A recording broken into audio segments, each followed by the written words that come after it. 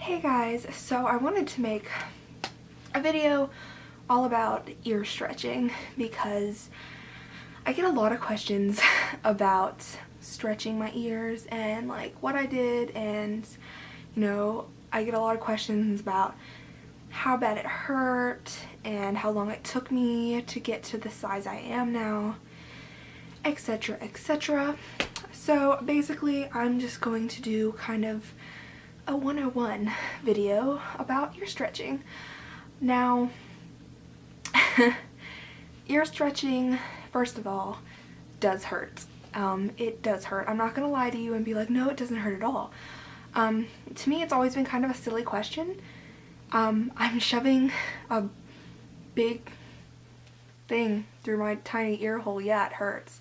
But if you're really serious about doing it, obviously you just deal with it, just like you would deal with the pain of a tattoo. I mean, if you really want it, you just deal with it.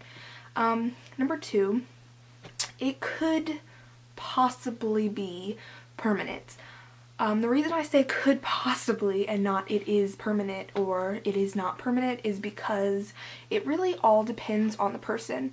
It depends on you and your body and how your body will react.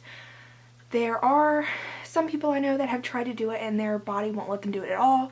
It rejects. I have a friend who only got to a 12 and her body completely rejected it and her hole's completely closed up, so she didn't even have her 20 anymore just for her studs. So yeah. And then I have other people who have gone to like huge ones and they still shrink. You never know, it all depends. I know that there are certain numbers when you go to stretching that people call the point of no return. I don't really abide by any of those because it's different for everyone. Mine are currently at a 7/16. That's what they look like. I just have nude flesh tunnels in for work because they don't want me to show the hole at work. And I know that I took mine out for 30 minutes a couple months ago and they started to shrink, so I had to put them back in. So obviously I'm still not past the point of no return because my ears are like elastic and they keep popping back. It's also though because I did not bust my ear lobe, and that's number 3. Please, please, please be careful when you stretch your ears. Do what you're supposed to do when you're supposed to do it. Don't put random crap in your ear. Like, use what you're supposed to be using. Use the tools that you're supposed to use. Do not start shoving random stuff in your ear. It may be tempting to some people. I have a friend who did that and she busted her earlobe. And now, no matter what she does, her ear is never gonna be able to close back. And it also bled a lot and it was bad. So please be careful. And then I'm just going to talk about some other points. What you should use to stretch your ear, the easiest way, according to me and what my experience has been, is to use a taper. Now a taper looks like this. It's just, thin on one side and gets thicker as it goes. The reason these are easy to use is because obviously the small point is easy to get in and then you just kind of shove it through. Another good tip for these, if you are going to use these, it is easier to get a friend to push it through, because when you're doing it yourself, your body's telling you, stop, no, it hurts, and you're going to keep stopping. So you might be like, push, push, stop. Push, push, stop, and it'll take you way longer to get this through than if your friend just pushes it, because they're not feeling any of the pain, so they're not going to stop.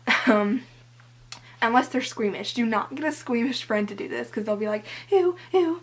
So my friend pushed all mine through, every single one of them, all the way to, I think, double zeros. After that I did it myself only because I was barely moving, so it wasn't that big of a deal.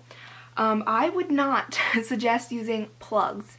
I know some people have used plugs, but I don't know, it's just way harder, especially since so many plugs and tunnels are flared now, and it's really hard to gauge it and stretch it when there's flare. It makes it really hard to push through. It gives you way more pain than you need to because the flare is actually 1 to 2 sizes bigger than what you're actually gauging it to. So yeah, if you use a plug, you know, good luck to you. Some people find it easier, but personally, I just prefer tapers. These things can be kind of expensive depending on where you get them. I would not suggest Hot Topic. And I do like that store, but I don't know. Their stuff is really overpriced and sometimes not that good a quality. So I would not suggest that. Personally, I would suggest going to Spencer's because Spencer's has, you know, tapers and plugs ranging from $10 to $20. But sometimes you can get like really nice tapers and plugs for like 12, 13 bucks. So I would buy them there. There are also some places online where you can get really good deals. Be careful though. Some of the ones that they sell like on eBay and Amazon, kind of crappy quality. And also if you have like a certain thing you're allergic to, there's like a lot of bad crap in certain ones. So just be careful.